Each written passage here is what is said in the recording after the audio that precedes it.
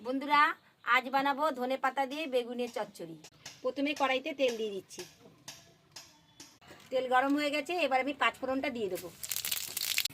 এবার বেগুনটা দিয়ে দিচ্ছি। এবার নুনটা দিয়ে দিচ্ছি। নুনটা দিয়ে আমি একটু ভেজে নেব। এবারে রসুনটা দিয়ে দেবো। দিয়ে দেবো পেঁয়াজ কুচনো। এবার এটাকে ভাজা ভাজা করবো। বন্ধুরা, একটু ভাজা ভাজা হয়ে গেছে, এখন আমি হলুদ গুঁড়ো দিয়ে দেবো। এবার এটাকে ভালো করে আমি নেড়ে দেবো।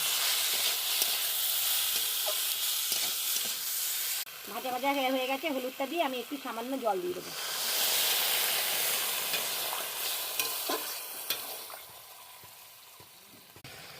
বন্ধুরা, বেগুনটা একটু সেদ্ধ হয়ে গেছে, এবার আমি ধনে পাতাটা আর কাঁচা লঙ্কা একসাথে বেটে রেখেছি, এবার দিয়ে দেবো।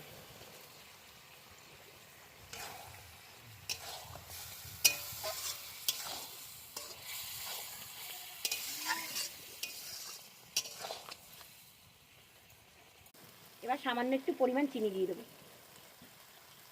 বন্ধুরা, হয়ে গেছে, এবার নামিয়ে নিচ্ছি। ধনে পাতা দিয়ে বেগুনের চচ্চড়িটা তৈরি হয়ে গেছে।